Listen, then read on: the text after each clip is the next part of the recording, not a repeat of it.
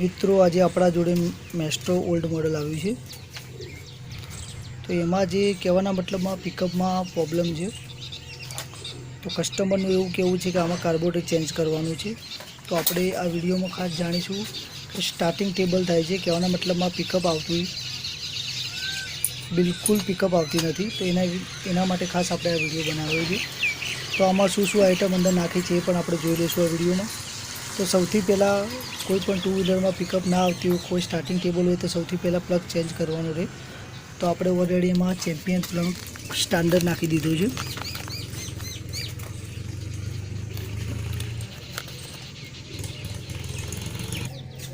તો આપણે જે ચેમ્પિયન પ્લગ આવે છે એની એમઆરપીની વાત કરીશું તો 108 રૂપિયા એમઆરપી છે.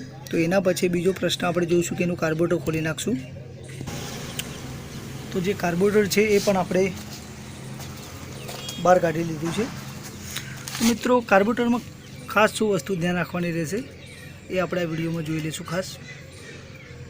તો સૌથી પહેલાં જે એના બંને અંદર જે ઝેડ છે કમ્પલસરી કહેવાના મતલબમાં પ્રોપર રીતે સાફ કરવાના રહેશે. એ કમ્પ્લીટ સાફ થયા પછી જે પ્લોટ પિન છે એ કમ્પ્લીટ વર્કઆઉટ કરવી હોવી જોઈએ.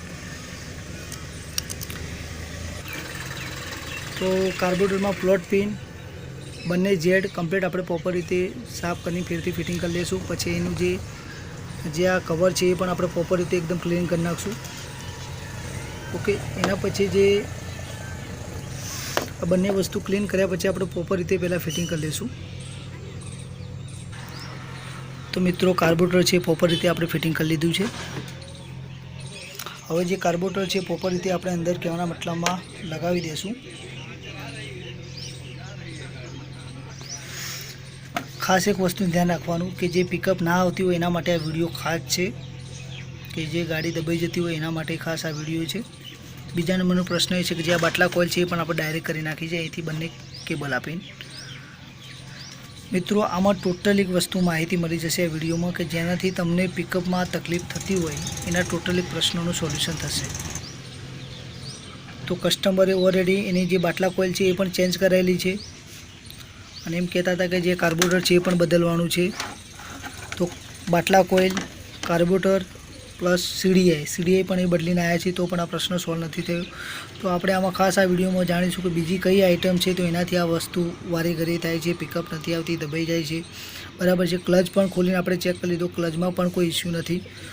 તો આ જે નાના ફોલ્ડ છે ખાસ આમાં ધ્યાન રાખવાનું હોય છે, કારણ કે આના કારણે ઘણા બધા ખર્ચા થઈ જતા હોય છે, તો પણ પ્રશ્ન સોલ્વ થતો નથી. તો આપણે પ્રોપર રીતે પહેલાં કાર્બોરેટર ફિટિંગ કરી લઈશું. તો જે મિત્રો આ કાર્બોરેટર છે આપણે પ્રોપર રીતે કહેવાના મતલબમાં અંદર લગાવી દીધું છે. હવે બીજો પ્રશ્ન એ છે કે ઘણીવાર જે આ સોકેટમાં તકલીફ હોય તો પણ સ્ટાર્ટિંગમાં ઇસ્યુ પણ થતું હોય છે અને કહેવાના મતલબમાં દબાવવાના ચાન્સીસ બને છે. બીજો પ્રશ્ન એ છે કે આ જે ચોક કેબલ તમારો ખરાબ હોય ને કહેવાના મતલબમાં આ રીતે પોઝિશનમાં રહેતો હોય તો પણ આ વસ્તુ થતું હોય છે.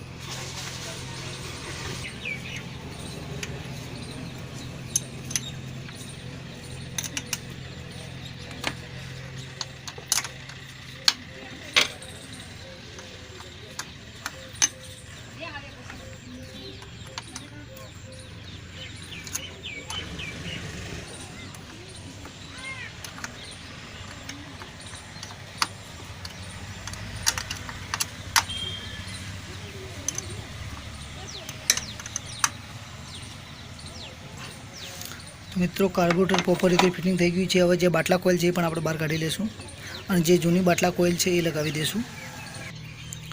તો મિત્રો બાટલા કોઇલના જે બંને કેબલ છે એ આપણે લગાવી દીધા છે. મેન કેબલ અહીંયા આગળ આવી ગયો છે અને આ જે વસ્તુ છે પ્રોપર રીતે આપણે લોક કરી લઈશું કે જ્યાંથી કરંટ ચોરાવાના ચાન્સીસ ઓછા થાય. હવે આપણે આનો કરંટ જે છે પ્રોપર રીતે ચેક કરીશું. તો મિત્રો આ જે કેબલ છે આપણે કરંટ ચેક કરીશું કે પ્રોપર રીતે આવે છે કે નથી આવતો. તો એના માટે ચાવી ઓન કરીશું.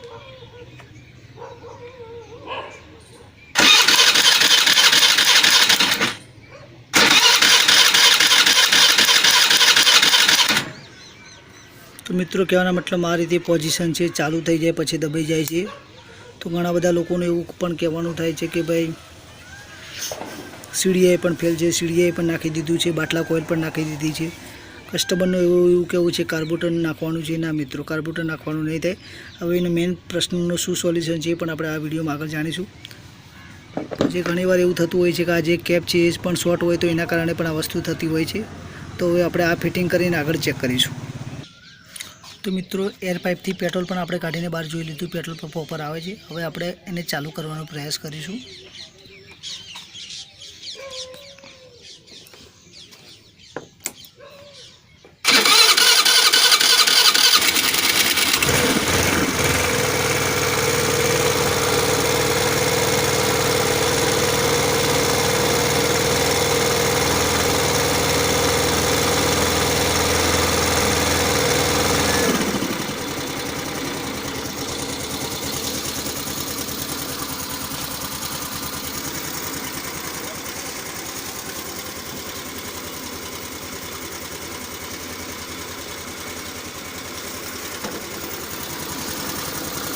તો મિત્રો કહેવાના મતલબમાં ચાલુ પ્રોપર રીતે થઈ ગયું છે. હવે આપણે એને રેસ કરીને ચેક કરીશું કે શું થાય છે.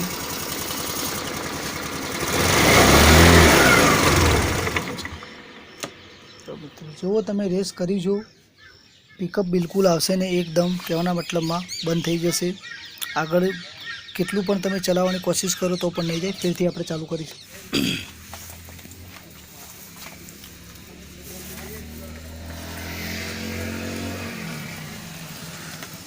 તો મિત્રો આમાં જે ફોલ્ટ મેન છે, કહેવાના મતલબમાં એન્જિનમાં જે વાલ આવે છે એમાં ફોલ્ટ છે, બાકી કોઈ ઇસ્યુ નથી. તો આપણે સૌથી પહેલાં જે એન્જિનના જે વાલ છે કહેવાના મતલબમાં કરવાના રહેશે. એનું લેબર ચાર્જ મિનિમમ 1500ની આજુબાજુ સમથિંગમાં થતું હોય છે. તો બાકી કોઈ ફોલ્ટ નથી. તો જો મિત્રો સ્ટાર્ટિંગ ટેબલ થતું હોય, પિકઅપ ના આવતી હોય તો કહેવાના મતલબમાં આ પ્રશ્ન છે. અને આના વિશે એવું કાંઈ પણ વસ્તુ લાગે તો કમેન્ટ બોક્સમાં જણાવો, બાકી કોઈ ઇસ્યુ નથી.